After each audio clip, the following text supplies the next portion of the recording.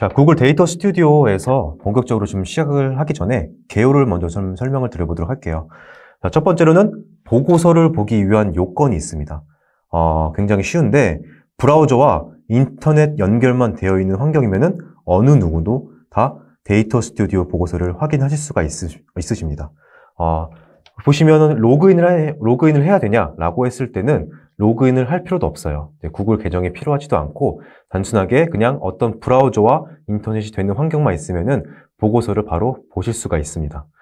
두 번째는 지원되는 브라우저인데 크롬과 파이어폭스 또는 사파리 이 세 가지를 가장 많이 추천을 해드립니다.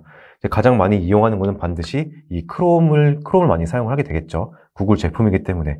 자, 인터넷 익스플로러 같은 경우는 물론 사용을 하셔도 상관은 없는데 어떻게 보면은 데이터 스튜디오나 또 GA를 권장하진 않아요. 왜냐하면은 거기서 안 되는 뭐 기능들이라던가 이런 것들이 좀 안 보이거나 이런 것들이 좀 있습니다. 그래서 저희가 권장을 해드리지는 않고요. 바로 이 크롬 브라우저 이것들을 좀 많이 제가 권장을 해드리고 있어요. 그래서 크롬을 통해 가지고 하시는 걸 제가 말씀을 드려보도록 하고요. 그다음 세 번째로는 보고서 및 데이터 소스를 만들고 수정하기 위한 요건입니다.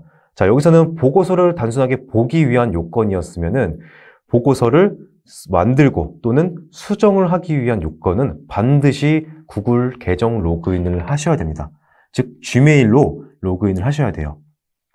자, 두 번째로는 구글 드라이브를 사용을 하셔야 되는 거고요. 세 번째로는 데이터 스튜디오 서비스 약관 및 정책 동의를 해주셔야 됩니다. 자, 데이터 소스를 만들고 수정하는 것들에 대해서는 제가 계속 설명을 드릴 거고 이따가 같이 한번 해볼 거예요. 그래서 보기를 위한 요건과 수정을 하기 위한 요건을 다시 한번 살펴보시면 되실 것 같고요. 자, 데이터 스튜디오를 계속해서 제가 설명을 드리자고 하면은 데이터를 효과적으로 표현하는 시각화 툴이라고 합니다. 그래서 첫 번째 장점에 대해서 제가 말씀을 드리겠습니다. 첫 번째는 이제 다양한 데이터 소스를 통한 간단한 연결.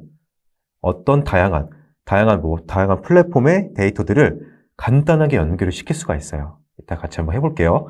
자, 두 번째로는 시각적 효과가 굉장히 뛰어나고 동적인 보고서 및 대시보드로 데이터 시각화가 가능하다. 자, 이쪽에 오른쪽을 보시면은 단순하게 어떤 시계열 차트라든지 표 형태 차트인데 어떤 이런 히트맵이라던가 아니면 이런 어떤 색상 값 이런 것들을 통해서 시각화 효과를 줄 수가 있다라는 점이 두 번째 장점이고요. 자, 세 번째 장점이 바로 다른 사용자와 공유 및 공동 작업이 가능하다라고 하는 점입니다.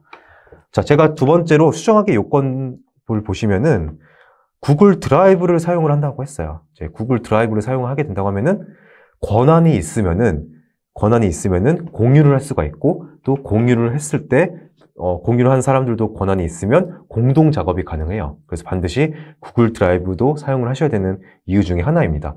제가 만약에 A라고 하는 이 차트를 그리고 있을 때 권한을 가진 사용자가 들어오게 된다고 하면은 이 차트는 B라고 하는 사용자가 수정을 할 수가 있습니다. 그래서 공동적으로 실시간으로 공동 작업이 가능하다라는 점을 좀 참고를 해주시면 되실 것 같습니다. 좀 더 깊게 들어가 보자면은 다양한 데이터 소스를 커넥터를 이용을 해서 연결을 할 수가 있다.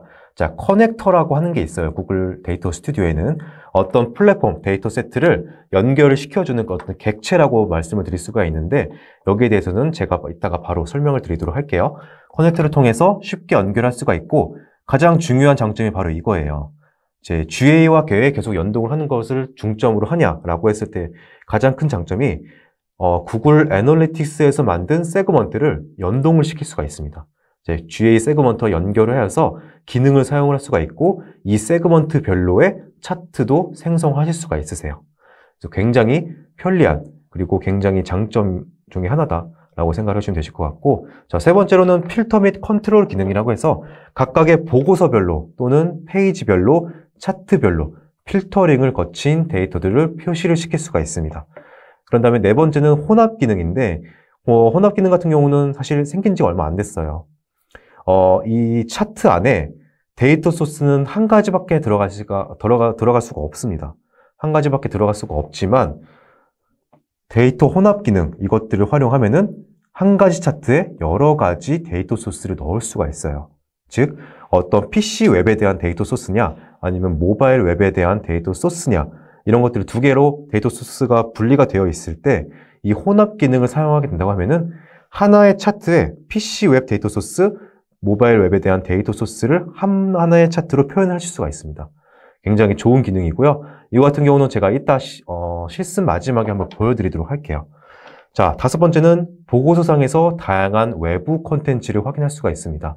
여러분들 뭐 외부 콘텐츠들 웹사이트라든지 아니면은 유튜브라든지 이러한 이제 외부 콘텐츠들을 이 대시보드 안에서 표현을 시킬 수가 있어요. 그것도 굉장히 간단한 방식으로 할 수가 있어서 장점 중에 하나다라고 말씀을 드릴 수가 있고요. 자, 마지막으로는 데이터 스튜디오 보고서 공유 기능을 통해서 여러 사람들한테 공유를 시킬 수가 있다. 또 공유를 시키는 사람들의 권한도 설정을 할 수가 있습니다. 뭐 보기 권한을 설정한다거나 아니면 수정 권한을 줄 수 있다거나 어떤 이제 사용자의 역할들에 따라서 공유를 할 수 있는 그런 기능도 제공을 하고 있고, 여기 보시면 마지막에 소셜 미디어 또는 이메일로 보고서를 또 공유를 할 수가 있어요. 즉 정기적으로 이메일 예약을 걸어놓게 된다라고 하면은 하루별 아니면은 뭐 일주일별, 뭐 분기별 이런 식으로 설정을 해서 설정을 해놓은 이메일 주소로 계속해서 데이터 스튜디오 대시보드를 제공을 하는 그런 역할을 하고 있습니다. 장점은 총 6가지가 있다고 하는 점 한번 참고를 해주시면 되실 것 같고요.